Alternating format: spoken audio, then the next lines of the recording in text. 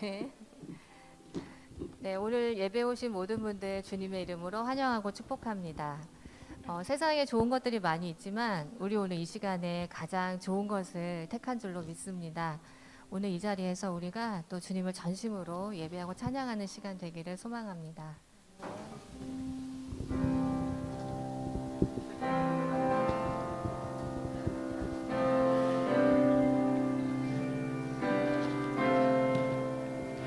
내 평생에 가는 길 순탄하여 내 잔잔한 강 같은지 큰 풍파로 무섭고 어렵든지 나의 영혼은 불편하라. 내 영혼 내 영혼 평안해 평안해 내 영혼 내 영혼 평안해 저 마귀는 우리를 삼키려고 입 벌리고 달려와도 입 벌리고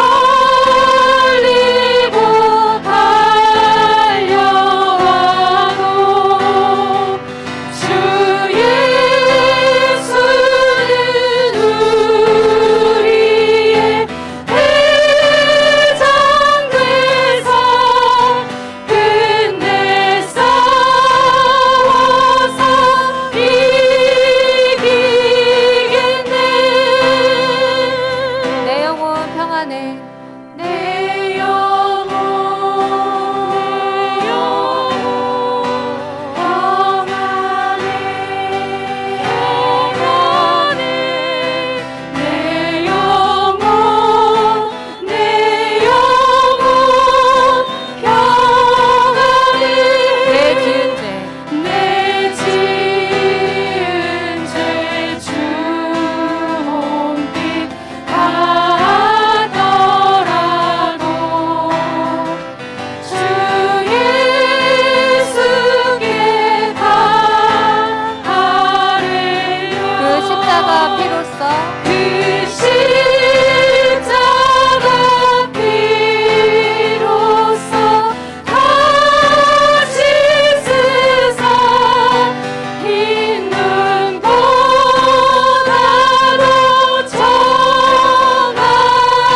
정하겠네. 내 영혼 내 영혼 평안해 평안해 내 영혼 내 영혼 평안해 내 영혼 평안해.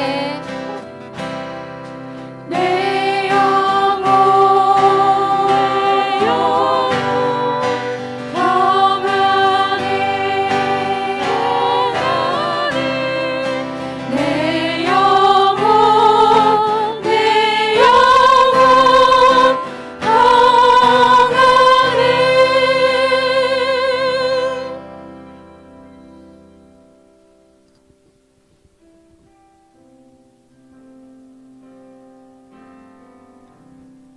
주님 말씀하시면 주님 말씀하시면 내가 나가리라.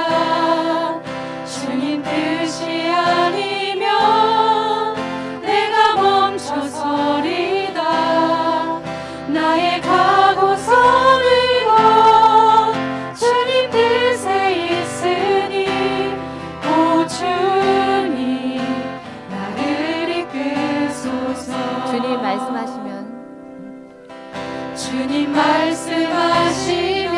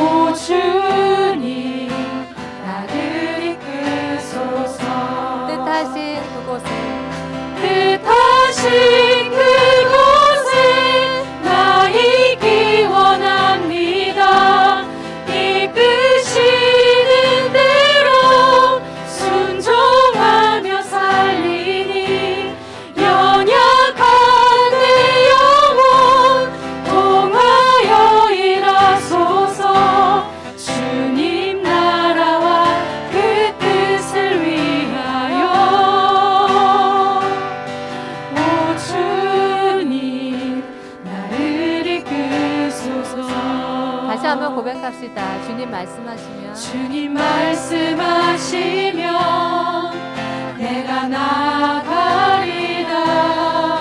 주님 뜻이 아니면 내가 멈춰서리다. 나의 가고 서는 것 주님 뜻에 있으니 오 주님 나를 이끄소서. 뜻하신 그곳에 뜻하신 그곳에 나 있기 원합니다. 이끄시는 대로 순종하며 살리니 연약한 내 영혼 통하여 일하소서. 주님 나라와 그 뜻을 뜻하신 위하여 그곳에 뜻하신 그곳에 나 있기 원합니다. 이끄시는 대로 순종하며 살리니 연약한 내 영혼 통하여 일하소서. 주님 나라와 그 뜻을 우리 한 번 더 고백합시다. 뜻하신 그곳에 있길 원합니다. 뜻하신 그곳에 나 있기 원합니다. 이끄시는 대로 순종하며 살리니 연약한 내 영혼 통하여 일하소서. 주님 나라와 그 뜻을 위하여 오 주님 오 주님 나를 이끄소서.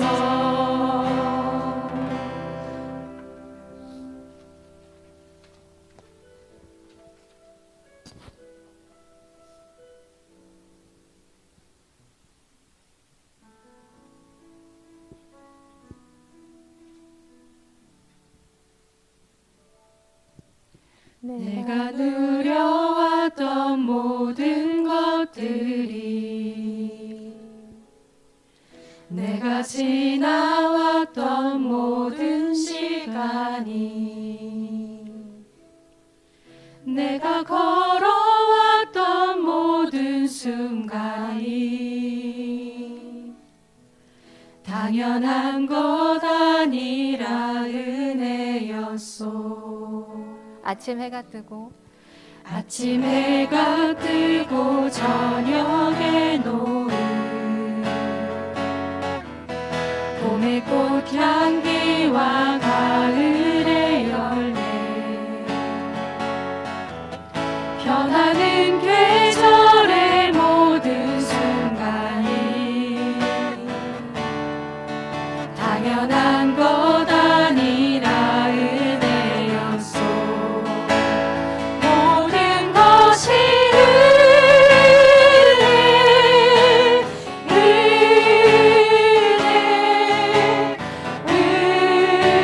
은혜 한없는 은혜.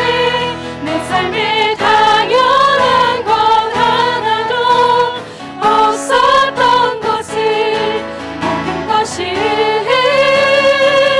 은혜였소. 내가 이 땅에 태어나 내가 이 땅에 태어나 사는 것 어린아이 시절과 지금까지 숨을 쉬며 살며 꿈을 꾸는 삶 당연한 것 아니라 은혜였소. 내가 하나님의 자녀로 내가 하나님의 자녀로 살며 오늘 찬양하고 예배하는 삶 복음을 전할 수 있는 축복이 당연한 것 아니라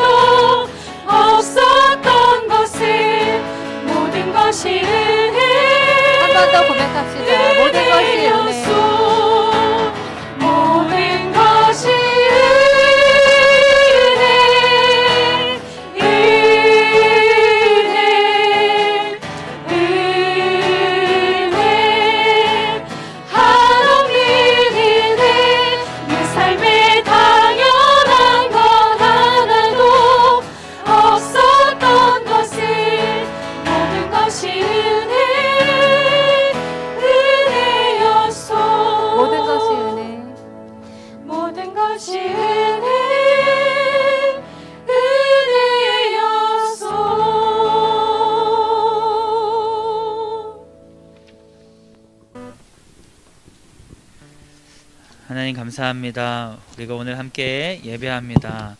임재하여 주시고 영광 되어 주옵소서. 예수님의 이름으로 기원하옵나이다. 아멘. 있는 거 아니죠? 왜 여기 두고 하신? 아까 누가 주신? 시온이 어머니 주신 것 같은데. 그냥 있어가지고. 네. 2022학년도 교육표를 같이 한번 읽겠습니다. 성령이여 새날을, 성령이여 새 힘을. 오늘 우리에게 주시는 하나님의 말씀은 뭐죠? 요한일서 4장 11절 같이 한번 읽어주세요. 시작. 사랑하는 자들아, 하나님이 이같이 우리를 사랑하셨은즉 우리도 서로 사랑하는 것이 마땅하도다. 아멘. 제목을 한번 읽어주세요. 사랑을 점검하라. 제가 이번 주는 저희 재단교회 거룩한 빛 광성교회에서 정책당회가 있습니다. 목요일날 금요일 교회 내년 계획안에서 한번 논의하는데요. 저도 참여하는데 같이 기도해 주시기를 바랍니다. 정책당회를 가니까 저한테 연락이 온 거예요. 연락이 와서 28일날 금요철야 설교를 해줄 수가 있냐고. 그래서 그렇다고 하고 승낙을 하고 보니까 정책당인 거예요. 이제 가니까 힘드니까 저한테 시킨 것 같아. 얼마 지나지 않아서 거룩한 빛 운정교회에서 전화가 왔어요. 28일 혹시 금요철야를 해줄 수가 있냐고. 정책당이냐고 물어봤더니 맞다고 하더라고요. 늦었다고. 저쪽에서만 선수 쳤다고. 그래서 제가 여러분 이렇게 불림받는 사람입니다. 대체물로서 아주 쓸만한 사람이라는 생각이 이번에 들었는데요. 금요철야 같이 이렇게 준비를 이렇게 하고 있는데 또 전화가 와가지고 그날 섬김사관학교 제자훈련 수료식이라는 거예요. 수료식에 맞게 준비해주면 좋겠다 그러는 거예요. 그래서 제가 전혀 그분들을 가르친 적이 없는데 그분들의 수료식에 맞게 준비하기가 이게 참 어렵겠다 생각을 하면서 그냥 설교는 그분들의 수료식이라고 했지만 그냥 우리 어머니들께 만약 어머니들이 제자훈련 받으신다면 이런 메시지를 전하면 좋겠다 하는 마음으로 준비하고 그리고 오늘 같이 같은 말씀 나누려고 합니다. 그래서 이 교회는 비밀이고요. 기독교인이 뭔가를 배운다는 거, 성장한다는 것에 관해서 좀 나눠보고 싶었어요. 저도 목사잖아요.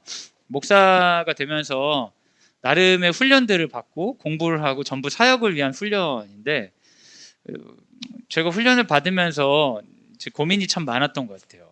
목사가 되는 길에 들어선 순간부터 별로 즐겁지가 않았던 것 같아요. 목사가 되기 전에 엄청 즐거웠고 목사가 되고 나서부터는 별로 즐겁지 않았을 때가 참 많았어요. 근데 훈련을 많이 받으니까 설교하는 것도 익숙해지고 사람들 만나는 거나 위로하는 거나 힘을 주는 거 이런 목회의 이런 것들은 늘어나고 방법도 알아나가는데 중요한 뭔가가 좀 빠져 있는 것 같다는 생각을 할 때가 있었습니다. 그러면서 하나님께서 우리를 훈련시키셔야 된다면 그 이유는 무엇인가 좀 더 본질적인 생각을 해보게 되었는데요. 저는 성경을 통해 이것은 일종의 성경이 이야기하는 거라고 제가 이야기하는 거지만 저의 주장일 수도 있을 것 같아요. 저는 성경의 전체적인 메시지가 인간에게 좀 더 사랑할 수 있는 존재가 되도록 힘을 실어주기 위해 있는 것 같아요. 그래서 기독교인이 성장했다는 증거는 사랑으로 확인해야 되지 않을까. 그리고 기독교인이 훈련받았다는 증거는 사랑으로 확인해야 될 것이고 기독교인이 기독교인답다는 증거는 사랑으로 확인해야 될 것 같다는 저는 주장을 하고 싶습니다. 제가 읽는 성경은 그렇고요. 그러니까 이걸 역으로 얘기하면 교회를 오래 다녔다고 하는데 사랑이 많지 않다 그러면 저 사람이 지금 뭔가를 착각하고 있는 것은 아닌가. 훈련을 받았다는 사람들이 사랑이 더 적다, 오히려 새 가족이 더 사랑이 많다 그러면 이거 좀 문제가 있는 것이 아닌가, 그런 질문들을 하면서 시작하고 싶습니다. 실제로 성경에서 이러한 것을 지지할 만한 성경 구절들이 있죠. 고린도전서 13장 1절에서 3절 같이 한번 읽어주세요. 시작.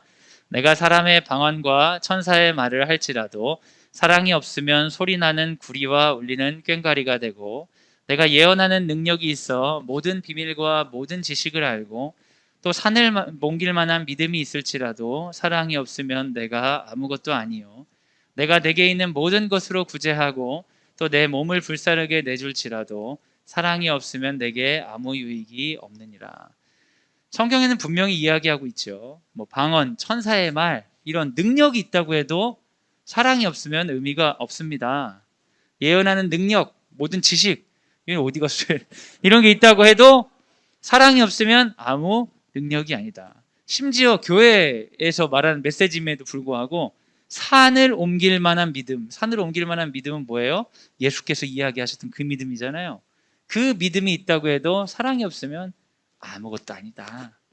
내게 있는 모든 것을 구제하고 내 몸을 불사르게 내줄지라도, 헌신과 봉사로 네 삶을 다 드릴지라도 사랑이 없으면 무익하다라고 성경이 선명하게 말하고 있습니다. 그래서 기독교인으로서 우리가 성장했다, 기독교인답게 훈련받았다, 기독교인답다라는 것은 철저하게 사랑으로 검증해야 되지 않을까 싶습니다. 어떻게 된 거죠, 이건? 이게 원래 나머지 글자가 있는데 참네. 흰 글자로 제가 썼는데 이게 검은 글자가 됐나 봐요. 제가 뭐라고 썼냐면 능력보다 사랑입니다. 지식보다 사랑입니다. 믿음보다 사랑입니다. 헌신 봉사보다 사랑입니다. 제가 그렇게 썼어요. 고린도전서 13장 13절은 구체적으로 사랑의 중요성을 이야기하고 있습니다. 함께 읽겠습니다. 시작. 그런즉 믿음, 소망, 사랑 이 세 가지는 항상 있을 것인데 그 중에 제일은 사랑이라. 여러분, 사랑이 너무나 중요하고 사랑을 통해 우리가 기독교인다운 걸 드러낼 수 있다는 것에 동의하실 수 있겠죠? 그럼 여기서 우리는 한 단계 더 질문을 해야 됩니다. 그렇다면 그 사랑은 무엇인가? 도대체 사랑이라는 그 추상적인 개념이 어떻게 우리 삶 가운데 구현될 수 있는가? 이것은 개념이니까요. 이 사랑은 개념이기 때문에 이 땅에 내려올 때는 구체적인 형태가 있어야 되잖아요. 근데 우리가 사랑을 한다, 사랑해 라는 표현을 하는 것이 아니라 그 사랑이 어떠한 형태가 되어야 되나라고 이야기를 나눠보려고 합니다. 물론 사랑은 어떤 형태입니다라고 이야기한 순간 그 형태가 곧 사랑이 되는 건 아니라서 이 개념들을 잘 보존하기 위해서는 다양한 형태를 낳을 수 있는 어떤 원리들을 우리가 봐야 된다고 생각을 하거든요. 그래서 사랑에게 깃들어 있어야 되는 어떤 가치들, 사랑에서 느낄 수 있는 것들을 좀 세 가지 정도 나눠보려고 합니다.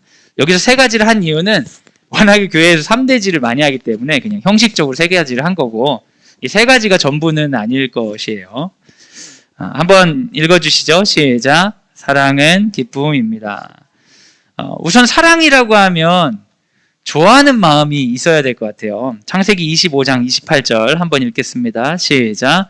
이삭은 에서가 사냥한 고기를 좋아하므로 그를 사랑하고 리브가는 야곱을 사랑하였더라. 사랑의 다양한 속성이 있는데 기본적으로 사랑은 선호도입니다. 뭔가를 사랑한다, 좋아해야 되는 거예요. 사랑한다고 말을 하는데 안 좋아하는 경우가 있으시죠? 그 교회 가면은 우리 옆 사람과 인사하겠습니다. 형제님 사랑합니다. 이런 거 하시잖아요. 사랑합니다. 근데 전혀 선호하지 않잖아요. 눈도 안 쳐다보고 사랑합니다. 사랑합니다. 그거는 사실 사랑이 아니죠. 사랑한다고 하면 좀 좋아해야 돼요. 좋아한다는 건 행복감이 있어야 된다는 것입니다.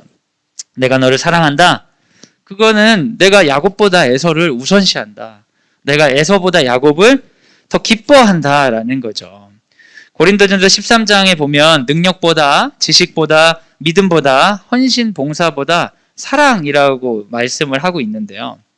여기서 가지는 중요한 사랑의 요소는 그 좋아하는 감정이죠. 이걸 다른 말로 하면 기쁨이라고 할 수 있을 것입니다. 내가 능력이 있어서 주의 사역을 감당하는데 기쁨이 하나도 없는 거예요. 좋아하는 마음이 없는 거예요. 그럼 그것은 사실 그 능력은 그 사람이 타락하는 데 일조하기가 쉽죠. 어떤 사람이 지식이 있는데 누군가를 좋아하는 마음, 아끼는 마음, 기뻐하는 마음이 없는 거예요. 그 지식을 가지고 그 사람을 얼마나 난도질할 수 있습니까? 여러분, 똑똑한 사람이 싸움할 때 얼마나 무서워요. 그죠? 그 사람 믿음이 있어요. 근데 사랑이 없어. 그럼 그 믿음을 가지고 다른 사람에게 굉장히 아픈 마음들을 많이 심어주고 다른 사람 정죄하게 되기도 쉽죠. 헌신과 봉사가 있는데 기쁨이 없어요. 그러면 헌신과 봉사가 자기 자신을 좀먹는 거예요. 열심히 봉사하고 억울병에 걸리는 사람들이 교회에 한두 명이 아닙니다, 여러분. 교회에는 웃으면서 찬양하는 사람들과 울면서 아파하는 사람들이 같이 있어요. 어떻게 보면 정서적으로는 되게 극단적인 집단이에요. 중간이 없는 거예요. 열심히 봉사하고 아픔을 참고 서러운 걸 가지고 울고 막 왔다 갔다 하는 거죠. 기쁨이 없이 헌신과 봉사에 빠지는 거, 그것도 사랑이라고 하기는 어렵겠죠. 여러분, 우리가 만약에 광성드림학교가 아이들만 성장하는 곳이 아니라 학부모도 성장하는 곳이고 배우는 곳이라면 우리가 지켜야 되는 것, 그리고 우리가 기대해야 되는 건 좋아하는 일, 기쁨에 동참하는 일입니다. 사랑의 기쁨이 우리 안에 가득하기를 소원합니다. 여러분, 여기는 학부모님들 그룹이니까 이게 싱글은 없으실 거예요. 있으시다면 굉장히 놀라운 일이죠. 그죠?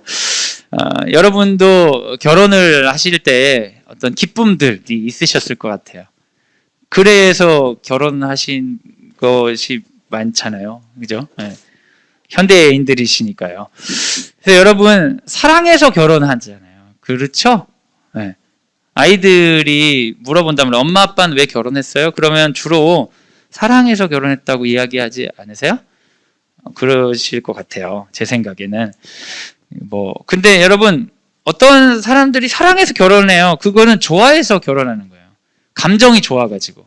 그런 순간들은 있으셨잖아요. 아주 짧더라도. 있긴 있으셨죠? 네. 제가 되게 곤란하네요. 괜히 안 맞는 얘기를 하는 건 아닌가 싶어서. 그래서 연락도 막 기다리고, 이런, 핸드폰 있었던 세대는 막 문자도 막 하고, 핸드폰이 없었던 세대는 공중전화를 보면 이렇게 막 전화도 하고, 약간 이런 설레이고 이런 것들, 이런 즐거움들 있잖아요. 근데 어떤 사람들은요, 결혼할 때 사랑을 해서 결혼했는데 결혼하고 사랑하지 않는 사람들이 있어요. 되게 많아요. 안 즐거운 거예요. 서로가 하나도 안 즐거운 거예요. 그 사람들의 특징은 살면 살수록 기쁨이 줄어드는 특징이 있어요. 여러분, 우리가 결혼에 대해 오해하는 거예요. 사랑해서 결혼하면 안 됩니다. 사랑하려고 결혼하는 겁니다. 우리가 나의 배우자와 기쁨을 오랫동안 누리려고 결혼을 하는 거예요. 사랑하니까 결혼한다고 하면은 여러분 결혼 계속해야죠. 왜냐면 결혼하고 나면 기쁨이 사라지잖아요. 그러면 그 다음 기쁨을 주는 사람은 또 결혼해야 될 거 아니에요. 계속 결혼해야죠. 요즘은 그런 거를 지지해 주려고 돌싱이라고, 돌아온 싱글이라고, 이혼하신 분들이 연애하는 그런 프로그램도 많이 있더라고요, TV에. 근데 사실 크리스찬들이 결혼하는 이유는 사랑하기 때문이 아니라 사랑하고 싶어서 결혼하는 겁니다. 결혼해서 그 안에 기쁨을 만들기 위해서 계속 우리가 노력하는 거죠. 그래서 기쁨이 늘어나는 것을 목적으로 우리는 결혼을 하는 것이지, 기쁘기 때문에 위해 결혼하는 게 아닙니다. 이걸 다른 말로 하면 우리는 가족 간의 기쁨을 지키기 위해서 노력하기 위해 부르심을 받은 거죠. 그게 사랑입니다. 그 사람이 사랑이 있다 그러면 그 사람이 기쁨을 지키기 위한 노력을 멈추지 않는 사람이라는 거예요. 기쁨에 동참하는 일을 포기하지 않는 거예요. 그러니까 여러분, 많이 포기하신 분들도 있을 것 같아요. 아유, 내가 자식 때문에 살지, 배우자 때문에 사는 건 아니라고. 근데 너무 일찍 포기하지 마세요. 여러분 훨씬 더 기쁘게 사실 수 있습니다. 아직 숨이 붙어 있기 때문에. 제가 아이 셋인데요. 아이가 셋이니까 고통이 많아요. 괴로움이 엄청 많습니다. 그런데 왜 키웁니까? 기쁘기 때문이에요. 엄청 또 좋아요. 엄청 괴롭고 엄청 좋아요. 어떻게 해야 될지 모르겠어요. 가끔 아이들 때문에 이제 속상하고 뭔가 잘못된 것 같다 느껴질 때는 아이들의 문제를 가지고 계속 이렇게 가지 말고 잠깐 멈춰서서 우리 안에 사라져버린 기쁨을 찾기 위해 노력하셔야 됩니다. 그래야 그게 이어질 수 있는 거죠. 뭔가 잘못된 것 같을 때 사랑을 점검하십시오. 자녀와의 관계 가운데 기쁨이 전혀 없다 그러면 우린 지금 사랑이 필요한 순간이에요. 근데 지금 있는 아이에게 사랑이 좀 너무 어려우시면 방법이 있어요. 애기들 옛날 사진을 보시면 효과가 좋아요. 아주 어릴 때 사진을 보면서 그때 이제 아이가 뭐 동영상이면 더 좋고요. 뭐 이런 거 보면서 우리가 원래 이렇게 사랑했었는데 하면서 원래 있었던 기쁨을 같이 한번 보시고 다시 한번 보시면 전에보다 덜 미워지실 수 있습니다. 교회 일을 열심히 하는 분들 중에 기쁨이 없는 분들이 꽤나 많이 있습니다. 그런 분들은 특별한 일 없으면 넘어집니다. 시간 문제죠. 우리가 훈련을 받는 이유는 사랑하기 위해서고 그 사랑은 우리에게 좋아하는 마음, 기쁨을 허락합니다. 시편 100편 2절.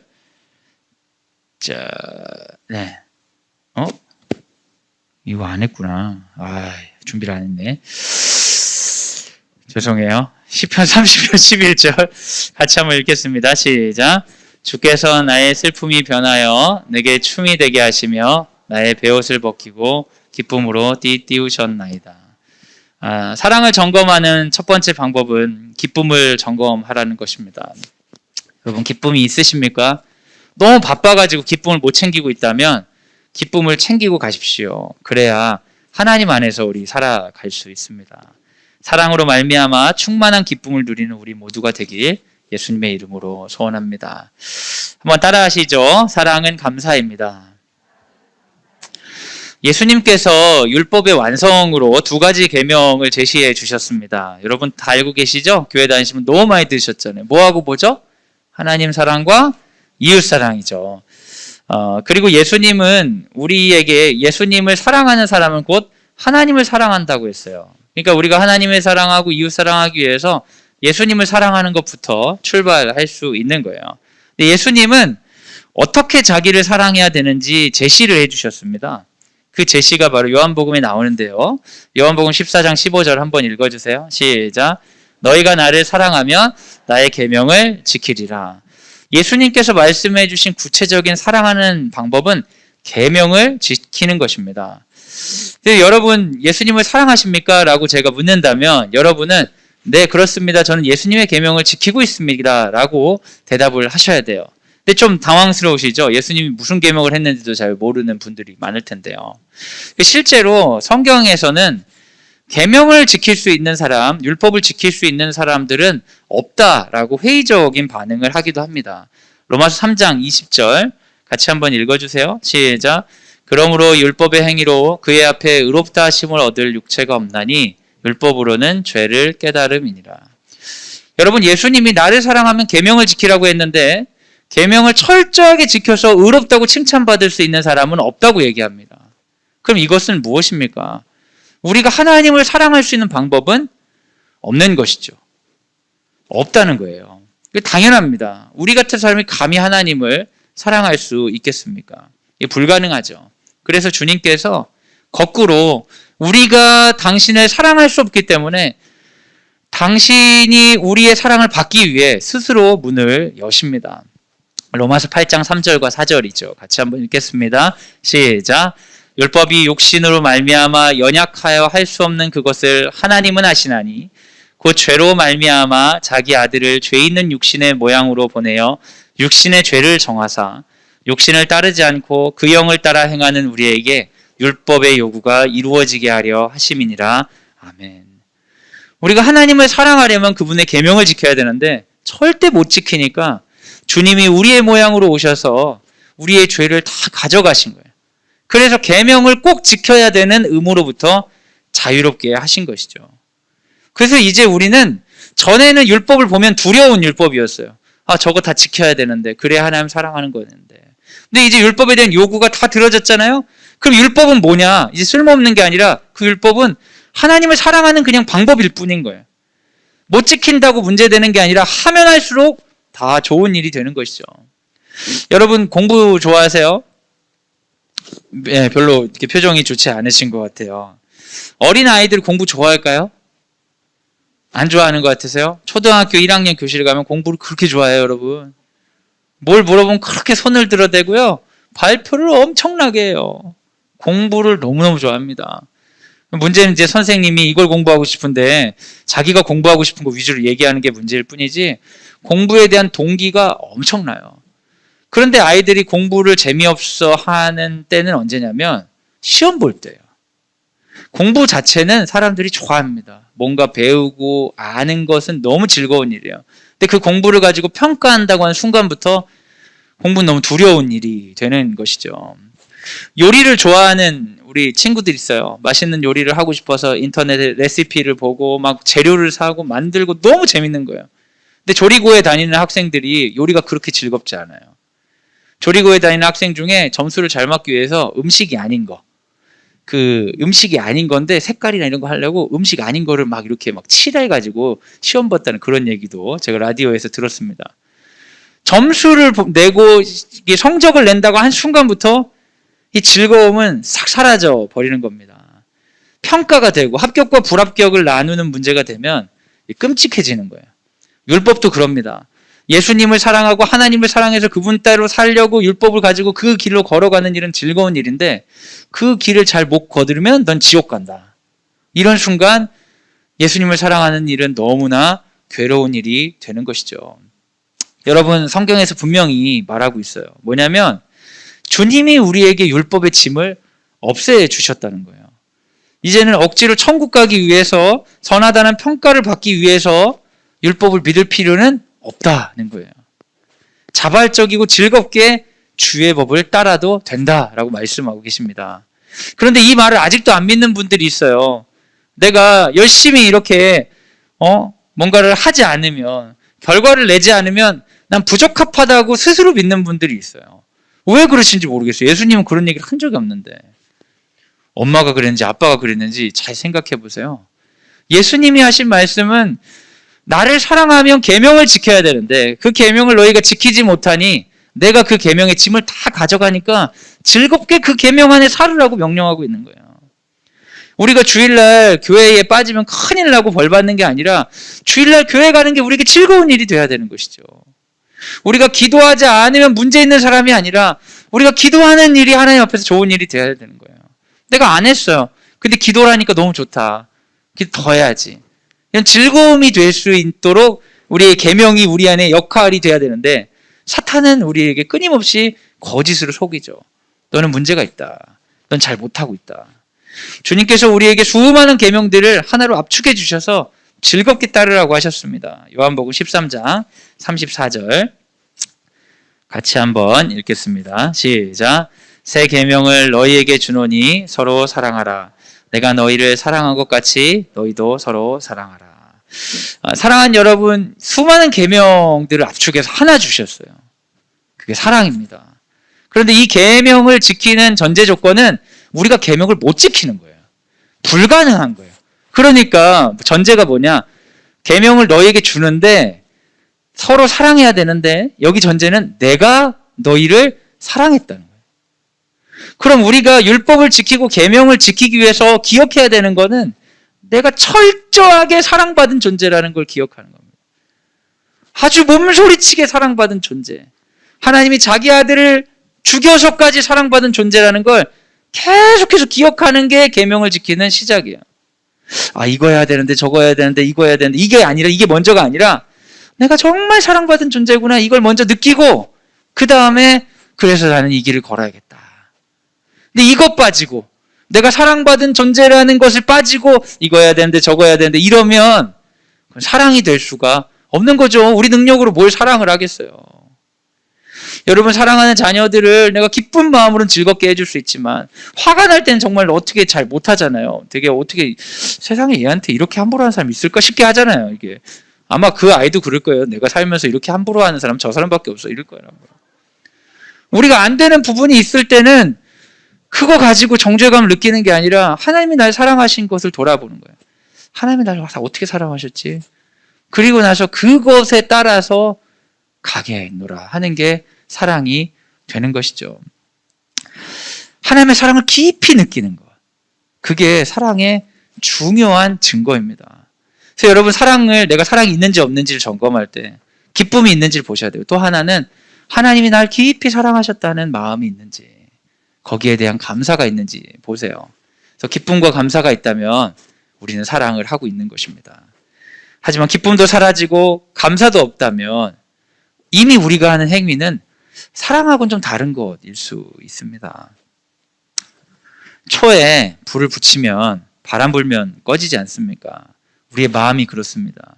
마음은 휘발성이 있어서 어떤 마음을 지켜내기가 어려워요. 사라져 버립니다. 이 초에 불을 붙이고 이 불을 지키려면 바람도 맞고 애를 써야 되는 거잖아요. 그것처럼 우리 마음의 어떠한 부분들을 지켜내려면 그냥 두면 되는 게 아니라 애를 써야 돼요. 근데 무릇 지킬 만한 것 중에 마음을 지키라고 했는데 어떤 마음을 지켜야 되냐? 하나님이 날 너무 사랑하신다. 이 마음을 지키셔야 됩니다. 어떤 일이 있으면 시험에 들면 그게 바람이 후 불어서 불이 꺼지는 것처럼 하나님이 날 사랑하신다는 게 사라지고 내가 미워지기가 쉬워요. 아니면 다른 사람이 너무 미워지기 싫어요. 그럴 때 여러분 기억하셔야 돼요. 하나님 원하시는 건 계명을 지키는 것이고 그 계명을 지키기 위해선 내 안에 하나님이 날 사랑하신다는 걸 기억해야 된다는 것이죠. 사랑받은 사람으로 자기를 믿어내는 것, 그것이 곧 하나님을 사랑하는 능력입니다.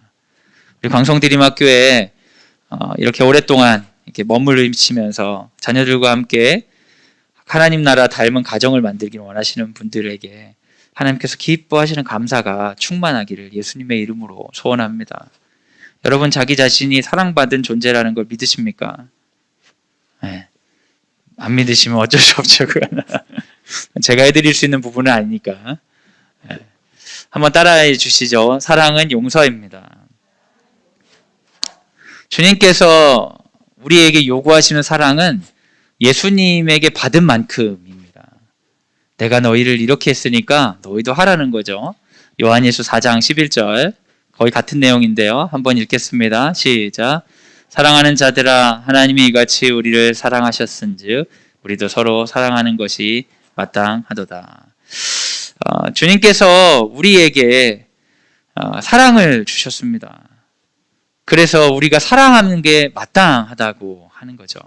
그래서 여러분 주님이 우리를 어떻게 용서하셨는지를 느끼고 싶으시면 다른 사람을 용서하려고 서보시면 압니다. 누군가를 용서하는 게 쉽습니까? 어렵습니까? 말도 안 되게 어렵죠? 그 어려운 사람 앞에 서보시면 예수님이 이런 어려움의 강을 건너서 나를 만나러 오셨구나. 그걸 알게 되는 거예요. 그래서 여러분 용서를 한 만큼 예수님의 사랑을 아는 거예요. 내가 어떤 사람을 용서를 전혀 하지 않고 내가 용서받은 존재라는 걸 믿을 수가 없어요. 그건 거짓말이죠. 아주 사소한 일로 나에게 모욕과 수치를 줬다. 아니면 어떤 오해 때문에 그 사람 너무 싫어. 그 사람을 용서해야 된다고 바라봤을 때 느껴지는 그 불편함, 그 고통, 그 아픔. 근데 예수님은 그걸 넘어서 나에게 오셨다는 거예요. 그것보다 더 심지어는 자기 아들을 죽게 한 그 원수를 용서하는 마음으로 내게 오셨다는 거죠. 그래서 여러분 용서는 그 사람의 죄악이나 문제를 두둔해지고 그 사람의 잘못이 잘못 없다는 것을 선포하기 위한 과정이 아니라 그리스도인들에게 용서는 예수님의 사랑을 경험하는 길입니다. 나를 위해 하는 것이죠. 전혀 그 사람을 위해 하는 게 아니에요. 나의 자유를 위해 하는 것이죠. 내가 그 사람을 용서하면 용서할수록 나는 더 큰 예수님의 사랑을 느낄 수 있습니다. 그러니까 우리가 사실 예수님이 날 사랑하셨다는 걸 거의 안 믿는 거죠. 그냥 하는 거예요. 정말 용서하려고 서보셔요. 그럼 엄청난 예수님의 사랑을 느끼게 됩니다. 여러분하고 가장 유전적으로 가까운 존재들이 집에 있으실 겁니다. 특별한 일이 없으시면요. 남편하고는 가깝진 않으시지만 자녀들하고 유전적으로 가까울 확률이 높으시죠. 전부 입양 집단은 아니니까요. 그런데 이렇게 가까운 존재, 물리적으로, 정서적으로 가까운 존재가 그렇게 용서가 안 될 때가 있지 않습니까? 그래서 이해가 안 된다고 이야기하고 어떻게 사람이 그럴 수 있냐고 그러고 막 별 얘기를 다 하잖아요. 마치 외계인을 대하듯이. 여러분 그 가까운 존재들 품지 못하는데 우리가 어느 누구를 품을 수 있겠습니까? 자녀들 앞에 쓸 때 그 무게 때문에 답답할 때 예수님이 그 무게를 건너서 나를 만나셨다는 걸 한번 역으로 생각해 보세요. 그러면 내가 지금 하고 있는 게 사랑이구나라는 걸 아실 수 있을 것입니다. 주님은 우리가 주님을 너무나 닮고 싶은데 그렇지 못한 우리를 안타깝게 여기시고 기쁨을 달라 간구하고 계명을 지켜 감사하도록 간구하고 용서받은 자답게 용서하게 달라고 간구할 때 주님 기꺼이 우리의 기도를 들으시고 우리에게 사랑할 힘을 부어주십니다. 요한일서 4장 11절을 다시 한번 읽겠습니다. 시작. 사랑하는 자들아 하나님이 이같이 우리를 사랑하셨은즉 우리도 서로 사랑하는 것이 마땅하도다. 이 시간 같이 한번 우리 기도하겠습니다. 네, 반주해 주세요 어머니. 감사해요. 너무 짜가지고 놀라셨나요? 우리 같이 한번 기도할 때 그 사랑에서 되게 중요한 것은 정서예요. 정서. 기쁨, 감사 그런 정서가 우리를 용서나 다른 사랑의 행위로 인도합니다. 근데 이런 정서는요 뭐에 영향을 많이 받냐면 생각의 영향을 엄청 많이 받아요. 내가 어떤 생각을 하는지. 그래서 이 시간 우리가 한번 돌아보면서 우리가 지금 중심이 되는 생각이 무엇인지 한번 생각해 보면 좋을 것 같아요. 나의 기쁨이 온전히 기쁨되지 못하게 되는 생각은 무엇 때문이지? 내가 정말 예수님으로부터 사랑받은 자라고 아무리 주님이 말씀해 주셔도 내 안에 감사가 머무르기에 너무 어려운 차가운 바람, 내 안에 촛불이 꺼지게 되는 그 바람은 무엇이지?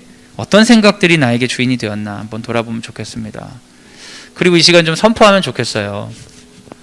그리스도께서 나를 먼저 사랑하신 것 같이 예수께서 십자가에서 나를 정말 사랑하신 것 같이 그것을 그 말씀에 집중하면서 주님 먼저 바라볼 것 바라보게 하여 주시고 내 안에 기쁨과 감사와 다른 사람에 대한 너그러움이 사라졌다면 이 시간 충만함으로 채워 주시옵소서. 내 안에 사랑을 더하여 주옵소서. 이 시간 잠깐 기도하도록 하겠습니다. 함께 기도하겠습니다. 사랑하는 여러분, 제가 이 시간 말씀을 나누면서 좀 제안하고 싶은 게 있어요. 저희 막내 아이가 어제 그제 계속 짜증을 냈어요. 밤에도 아침이고 계속 짜증을 내는 거예요. 왜 짜증을 내니 물어보면 이유를 막 얘기해요. 뭐 어쨌다 저쨌다. 근데 다 거짓말이에요. 제가 다 알고 있어요. 걔가 짜증난 이유는 밤에 잠을 안 자서 그래요. 여러분 우리가 몸을 가지고 있는 존재이기 때문에 우리가 신체적인 고통이 있으면 생각을 건강하게 못하고 정서가 나빠지거든요. 그래서 우리가 우리 몸을 가혹하게 대하면 그것이 곧 사랑하는데 방해가 됩니다. 그래서 저는 이 시간 우리가 좀 우리 자신을 그냥 되는 대로 살지 않고 이제 좀 점검했으면 좋겠어요. 나에게 하나님 앞에 서서 쉼을 누리고 주님을 묵상할 수 있는 안식이 있는지.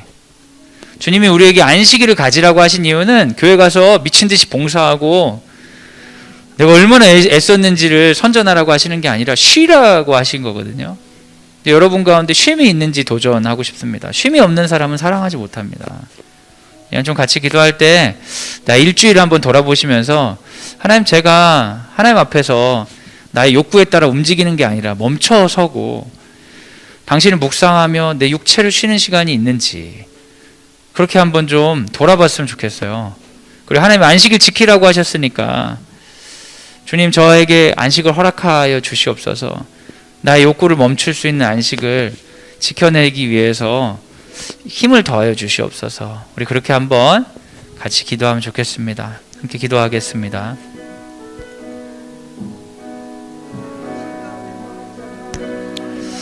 이 시간 우리 교사들을 위해 기도하기 원합니다. 우리 광성드림학교 선생님들이 그 근무 조건이 열악합니다. 다른 선생님들의 일반적인 선생님들에 비해 요구사항이 많아서 너무 바빠요. 사실 우리가 그 기독교 교육을 하기에 적합한 환경이 아닙니다. 근데 그 바쁨 가운데 안식을 지키고 마음을 지켜야 아이들을 더 사랑하고 할 수 있는데 우리 선생님들 위해 기도했으면 좋겠습니다. 주님 우리 선생님들이 그 가운데 기쁨과 감사를 유지할 수 있도록 인도하여 주시옵소서. 우리 사랑하는 자녀들 우리 제자들의 다양한 모습들을 품고 용서하시느라 몸과 마음이 지치실 때에 하나님 충만한 안식으로 갚아주시사 항상 일을 하러 나올 때 힘있게 하여 주시옵소서. 지치지 않도록 인도하여 주옵소서. 우리 교사들 사랑할 힘을 끊임없이 공급해 달라고 이 시간 기도하도록 하겠습니다. 같이 기도하겠습니다. 이 시간 학교에서 진행되는 일정을 위해 기도해 주시기 바랍니다. 오늘 초등과정 4학년 현장 학습 같고요. 그리고 우리 입학 설명회가 잘 마무리되고 입학 원서 접수 중에 있습니다. 우리 전형과 그 과정들 하나님 안에서 잘 진행될 수 있도록 기도해 주시기 바랍니다. 입시 준비에 여념이 없는 고3들을 위해서 기도해 주시고 해외 이동 수업을 준비하는 중학교 2학년 학생들을 위해서도 기도해 주시기 바랍니다. 뿐만 아니라 전학생들과 각 학급에 있는 여러분이 알고 있는 기도 제목을 놓고 하나님 이번 한 주를 하나님 인도하여 주시옵소서. 같이 기도하도록 하겠습니다. 함께 기도하겠습니다.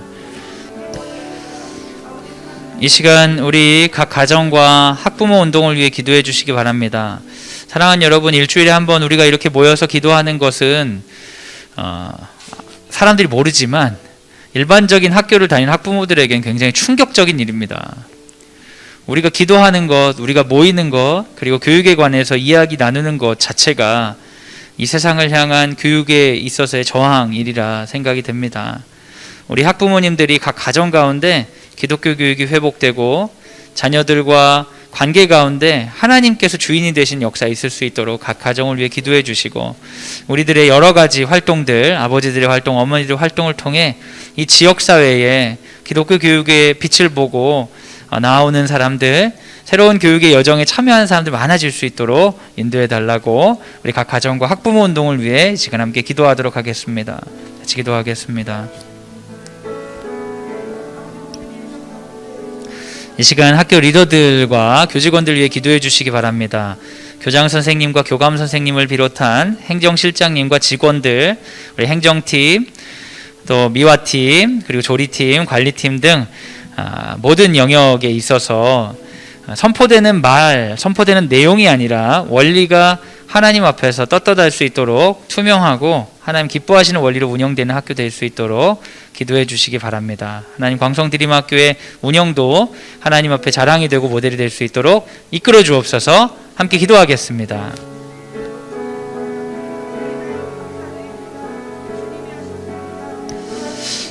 우리 함께 찬양 한번 하면 좋겠는데 마지막에 부르신 노래가 뭐였죠, 어머니? 네, 오늘 찬양팀에서 마지막 부르신 거 뭐였죠? 네, 은혜 그 찬양, 네, 그거 같이 한번 부르면 좋겠는데 가사 해주실 수 있나요, 혹시? 제가 가사를 몰라가지고. 네, 여러분 알아서 부르시면 돼요. 들이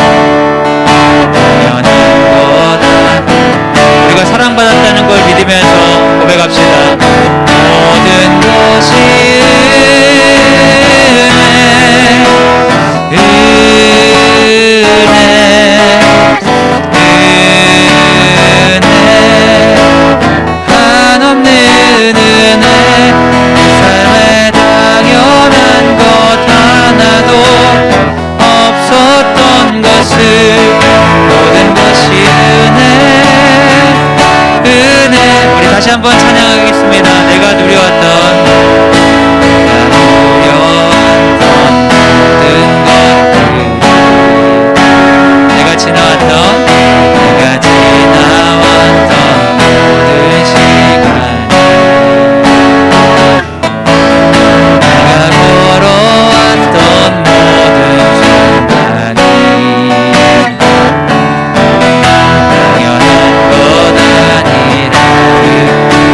것이 은혜, 모든 것이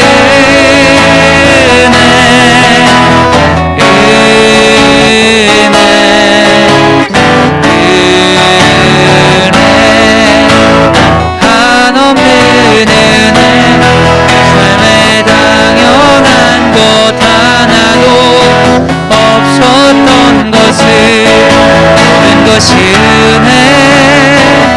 은혜였어. 모든 것이